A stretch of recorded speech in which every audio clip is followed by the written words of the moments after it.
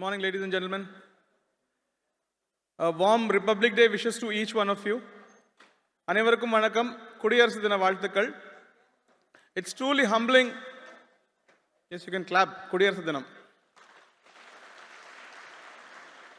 It's truly humbling to stand before this gathering of remarkable individuals whose contributions have shaped the industries, communities, and society by touching countless lives. I extend my heartfelt respects to the dignitaries present in this auditorium and to all the aspiring entrepreneurs. Before I start this, great things in business is never done by one person, it is done by a team of people. This resonates deeply with the collective expertise present here, and I'm honored to share my thoughts among you all. The topic given to me today by the organizing committee is essential skills and practices for sustainable business. நிலையான வணிகத்திற்கான அத்தியாவசிய திறன்கள் மற்றும் நடைமுறைகள். பேசிக்கா ஒரு பிஸ்னஸுக்கு நமக்கு தேவையான பேசிக் ஐட்டம் வந்து ஒரு ப்ராடக்ட் இருக்கணும், இல்லாட்டி ஒரு சர்வீஸ் இருக்கணும். Just give me a minute.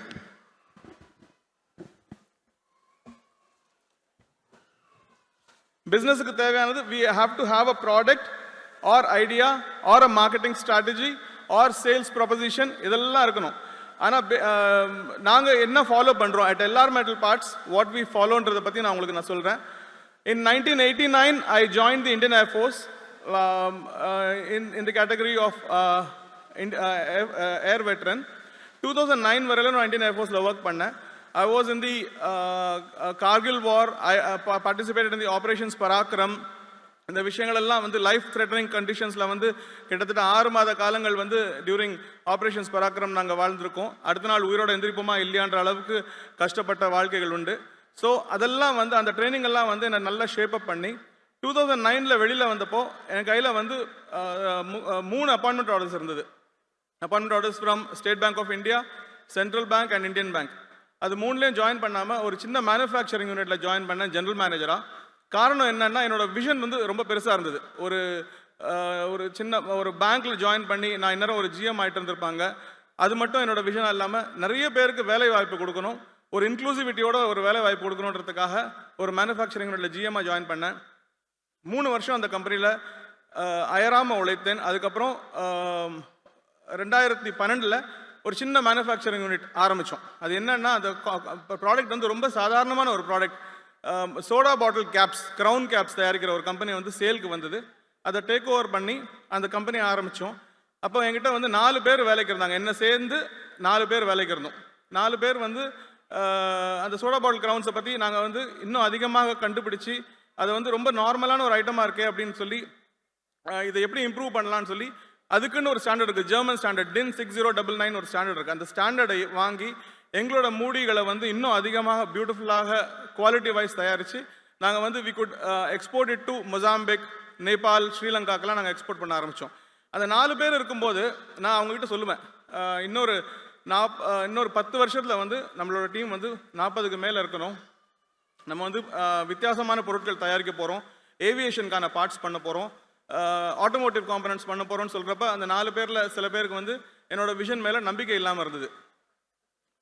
ஒரு பையன் வந்து இந்த பக்கம் நின்றுட்டு உங்களை மாதிரி சின்ன பசங்க வந்து இப்படி நின்று சிரிப்பான். அவன் நினைப்பான் வந்து செய்கிறது சோடா மூடி, இவர் வந்து பேசுறது வந்து ராக்கெட் சயின்ஸ் பேசுகிறாரு அப்படின்னு சொல்லிட்டு.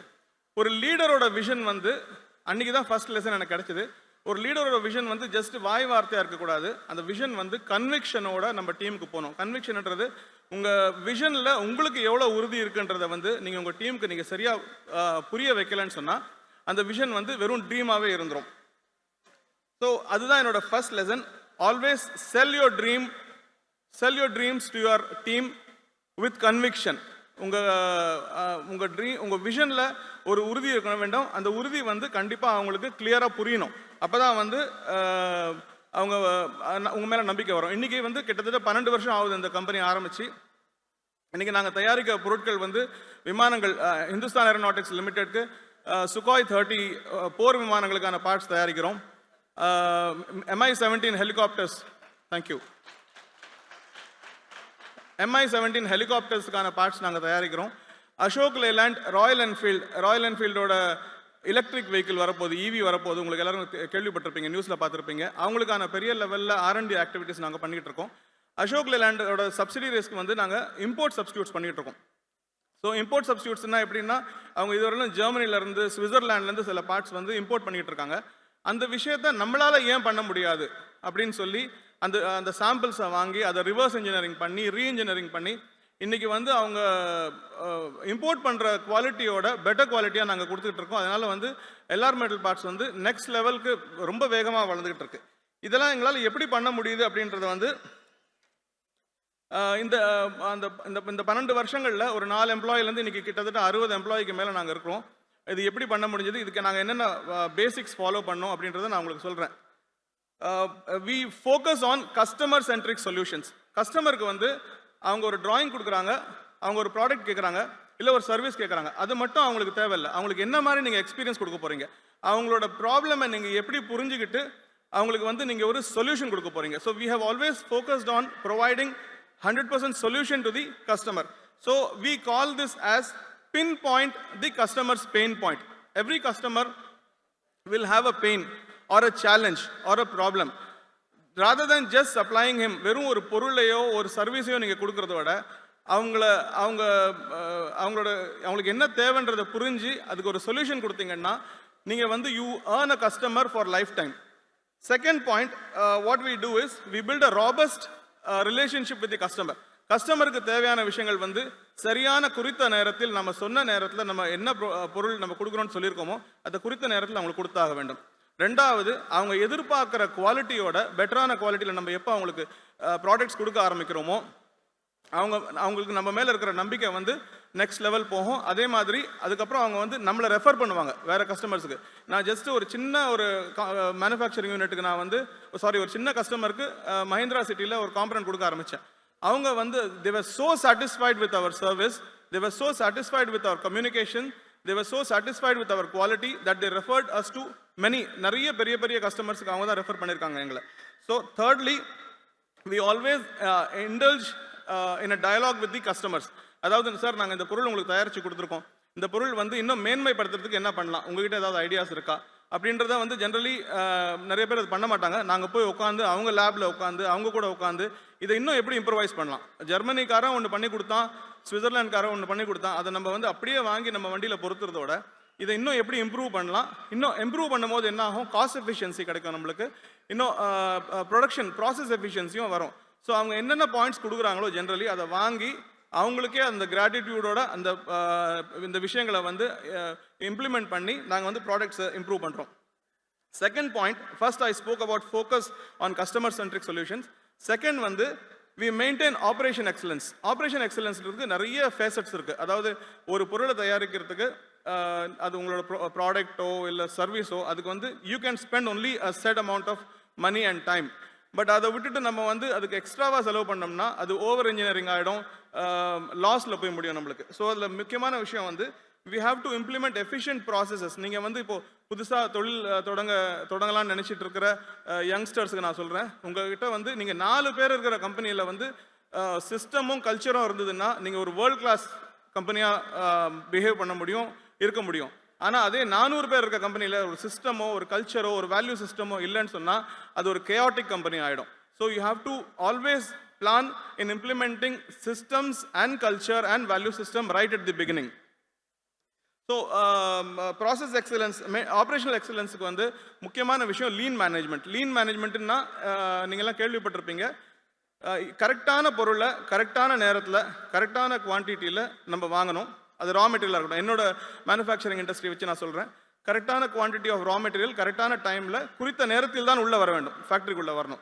அதை சரியாக ப்ராசஸ் பண்ணி ப்ரொடியூஸ் டு செல்ன்ற கான்செப்டை நம்ம ஃபாலோ பண்ணணும். அதாவது you should not produce to stock. என்ன ப்ரொடியூஸ் பண்ணாலும் அந்த மேன் பவர், அந்த மெஷின் ஹவர்ஸ், அந்த எலக்ட்ரிசிட்டி, பல விதமான வளங்களை நம்ம யூஸ் பண்ணுறோம் ப்ரொடியூஸ் பண்ணுறதுக்கு.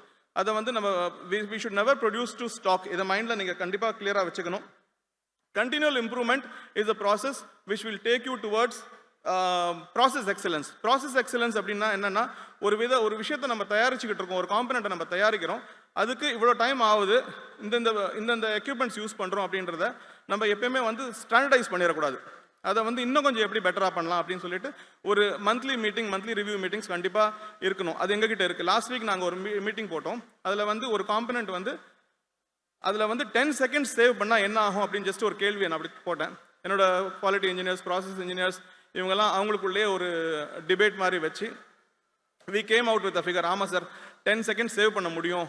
எப்படி பண்ணலான்னு சொன்னால் லோடிங் அன்லோடிங்கில் ஒரு 2 செகண்ட் சேவ் பண்ணலாம், அந்த ஆக்சுவல் மெஷினிங் டைமில் ஒரு 2 செகண்ட் சேவ் பண்ணலாம் அப்படின்னு சொல்லி ஒரு 10 செகண்ட் சேவ் பண்ணாங்க. அந்த 10 செகண்டோட ஒரு ஷிஃப்ட்டோட காஸ்ட் எடுத்தால் பெருசாக இல்லை, 3 ஷிஃப்ட்டோட காஸ்ட் எடுத்தால் அது ரொம்ப பெரிய இம்பாக்ட்ஃபுல்லாக இல்லை. ஆனால் ஒரு வாரத்தோட காஸ்ட் எடுக்கும்போது அது கொஞ்சம் ஒரு எல்லாருக்கும் ஒரு இன்ட்ரெஸ்ட் வர ஆரம்பிச்சது. கால்குலேட்டர் நான் கால்குலேட் பண்ணிக்கிட்டே இருக்கேன். ஒரு மாதத்தோட காஸ்ட் எடுக்கும்போது இன்னும் கொஞ்சம் இம்பாக்ட்ஃபுல்லாக இருந்தது. கடைசியில் ஒரு வருஷத்தோட காஸ்ட் எடுத்தால் அந்த ஒரே ஒரு 10 செகண்ட் சேவ் பண்ணுறனால 29 லட்சம் ரூபா எங்களுக்கு வருஷத்துக்கு மிச்சமாகுன்றது எங்களுக்கு புரிஞ்சுது. ஸோ இந்த 29 லட்சம் ரூபா இந்த கம்பெனியில் எக்ஸ்ட்ராவாக இருந்ததுன்னா ஒர்க்கிங் கண்டிஷன்ஸ், எம்ப்ளாயீஸோட வெல்ஃபேர், இந்த விஷயத்துக்கெல்லாம் நம்ம கண்டிப்பாக அதை யூஸ் பண்ண முடியுன்றது அவங்களுக்கும் புரிஞ்சுது. ஸோ இனிமேல் என்ன பண்ணியிருக்கோம்னா இந்த ஒரு கல்ச்சராகவே கொண்டு வந்துட்டோம். அதை நாங்கள் வந்து இனிமேல் ஒரு செகண்ட் கூட குறைச்சா போதும். என்ன ஸோ அந்த விஷயங்களில் we are focusing more. Then quality கண்ட்ரோல்ன்றது வந்து quality control has to be implemented at every stage. Quality is produced not inspected அப்படின்ற ஒரு பிரின்சிபலில் நாங்கள் ஒர்க் பண்ணுறோம். நீங்கள் உற்பத்தி செய்யும் பொருள் வந்து அந்த இடத்துலையே வந்து குவாலிட்டியாக உற்பத்தி செய்யப்பட வேண்டும். அதை வந்து கடைசியில் வந்து 2 பேர் உட்காந்துக்கிட்டு நம்ம வந்து அரிசி பொறுக்கிற மாதிரி அரிசியிலேருந்து கல்லை தூக்கி போடுற மாதிரி நல்ல பொருள் நல்லா இல்லாத பொருள்னு சொல்லி பிரித்தோம்னா அது வந்து நம்மளோட எஃபர்ட்டுக்கு, நம்மளோட மிஷின் ஹவர்ஸ்க்கு, நம்மளோட மேன் ஹவர்ஸ்க்கு, நம்மளோட ஃபைனான்சஸ்க்கு, நம்மளோட ரிசோர்ஸஸ்க்கு எல்லாத்துக்குமே waste. So we should never do that. தரம் ஒன்றே நிரந்தரமானது. நிரந்தரமான தரம் தருவதோ நீடித்த நம்பிக்கையும் வளர்ச்சியும். இது வந்து ரொம்ப ஒரு ஆழமான ஒரு விஷயம். ஒரு 100 ரூபாய்க்கு நீங்கள் ஒரு பொருள் தயாரிச்சு இல்லாட்டி ஒரு 1000 ரூபாய்க்கு ஒரு சர்வீஸ் யாருக்காவது உங்கள் கஸ்டமருக்கு நீங்கள் கொடுக்குறீங்க அப்படின்னு சொன்னால் அந்த பொருள் எடுத்துகிட்டு கையில் வந்து கஸ்டமர் பார்க்கணும். அதை பார்த்துட்டு எப்படிங்க இவன் தயாரிக்கிறான் 100 ரூபாய்க்கு, இதை இவங்களால எப்படி இவ்வளோ அழகாக தயாரிக்க முடியுது, இதுக்கு நான் 150 ரூபா கூட கொடுக்கலாமே அப்படின்ற மாதிரி ஒரு ஃபீல் இருக்கிற அந்த ஒரு ஃபீல் வந்ததுன்னா அதுதான் உங்களோட வளர்ச்சியின் முதல் படி. மாறாக அந்த ஒரு பொருளை எடுத்துகிட்டு பாரு 100 ரூபா கொடுக்குறோம், எப்படி தயாரிச்சிருக்கானுங்க பாரு, வேஸ்ட்ன்னு சொல்லி அவன் தூக்கி போட்டுட்டு அவனோட மேனேஜர்கிட்ட வந்து சொல்லுவான், யோ வேற சப்ளையரை பாரு அப்படின்னு சொன்னால் உங்கள் பிஸ்னஸ்க்கு அது என்ன மாதிரி இம்பாக்ட் இருக்குன்றது நீங்கள் பார்க்கணும். இதை வந்து நல்ல குவாலிட்டி டைமுக்கு நம்ம சப்ளை பண்ணலாம் அப்படின்றத வந்து நம்ம எப்படி உறுதி செய்கிறது? We have to build a strong, committed and skilled team. தனி ஒருவன் என்றால் அது கம்பெனி அல்ல, ஒரு குரூப் ஆஃப் பீப்புள் தான் கம்பெனி. அப்போ நம்ம ஆஸ் அ லீடர் நமக்கு வந்து என்ன வேல்யூ சிஸ்டம் இருக்கோ அந்த வேல்யூ சிஸ்டம் தான் நம்ம டீமுக்கு ப்ராபகேட் பண்ண முடியும். ஸோ ஒரு நல்ல ஸ்கில்டு டீமை நம்ம ப்ரொடியூஸ் பண்ணணும், உருவாக்கணும். அப்போ தான் வந்து நம்மளோட விஷனுக்கு ஏற்ற மாதிரி மிஷனை நம்மளால் அக்கம்ப்ளிஷ் பண்ண முடியும். In environmental parts we focus on inclusivity. எங்ககிட்ட 37% பெண் எம்ப்ளாயீஸ் இருக்காங்க. இதுக்கு நீங்கள் கண்டிப்பாக கை தட்டணும். 37% of our employees are women and most importantly they are placed top managementலேருந்து லாஸ்ட் ஹவுஸ் கீப்பிங் வரையிலும் வேரியஸ் இடத்துல வச்சுருக்கோம். அதாவது விமென்னா அவங்க இந்த மாதிரி மீனியல் ஒர்க் தான் பண்ணணும், இல்லை படித்தவங்கன்னா இது பண்ணணும், படிக்காதவங்க இப்படி பண்ணணுன்றது இல்லை. எங்ககிட்ட வந்து 8th படித்த பொண்ணு அசிஸ்டன்ட் மேனேஜராக ஒர்க் பண்ணிட்டு இருக்காங்க. பிகாஸ் அவங்களோட கமிட்மெண்ட் அப்படி. So we have ensured 100% growth to everyone across the spectrum. இன்னொரு முக்கியமான பிரின்சிபல் நாங்கள் ஃபாலோ பண்ணுறது என்னென்னா, இந்த சொசைட்டியில் வந்து ஆண்டர்ப்ரனராக நம்ம இருக்கவங்களுக்கு நமக்கு சில ரெஸ்பான்சிபிலிட்டிஸ் இருக்குது towards the society. So we have 10% of specially abled people in our company. Differently ஏபிள்டுன்னு நாங்கள் சொல்ல மாட்டோம், அவங்க ஸ்பெஷல் எபிலிட்டி உள்ளவங்க. எங்ககிட்ட 4 பார்வை இல்லாதவங்க இருக்காங்க. ஒரு பெண் வந்து ஒரு கை தான் இருக்கு அவளுக்கு, அவள் வந்து 2 கை இருக்கவங்களோட அதிகமாக வேலை பண்ணுவாள். இந்த பார்வை இல்லாதவங்க வந்து எப்படி வேலை பண்ணுறாங்க அப்படின்னு சொன்னால், நான் வந்து ஒரு பெண்ணை கொண்டு போய் குவாலிட்டி டீமில் கொடுத்தேன் என்னோட குவாலிட்டி மேனேஜருக்கு. நீ இவங்களை வந்து குவாலிட்டி டீமில் வச்சுக்கோ, கேட் செக் பண்ண வச்சுக்கோ, ரெப்பிட்டேட்டிவ் டாஸ்க் கொடு அப்படின்னு. Quality manager was aghast. அவர் சொன்னார், சார் வேண்டாம் சார், கஸ்டமர் எண்டில் வந்து even if we supply 10 lakh parts, ஒரு பார்ட் நாட் ஓகேன்னா கூட 1 ppmன்ற கணக்கு வந்துடும்.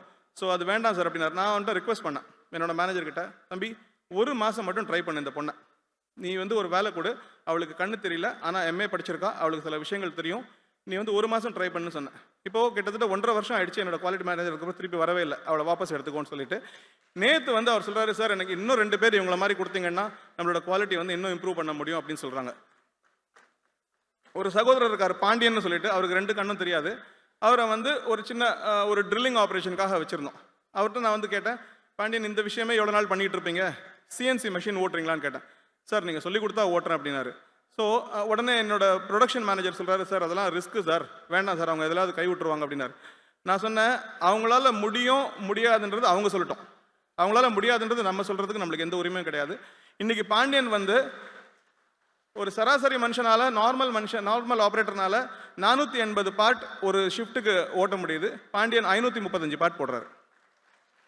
இப்போ தேர் ஹேஸ் டு பி, இவங்களை வந்து கண்டிப்பாக வந்து எல்லாரையும் ஃபேர்லி ட்ரீட் பண்ணலாம், ஆனால் எல்லாரும் ஈக்குவலாக ட்ரீட் பண்ண முடியாது. நல்ல வேலை பண்ணுறவங்கள கண்டிப்பாக நம்ம வந்து தனியாக ட்ரீட் பண்ணியே ஆகணும்.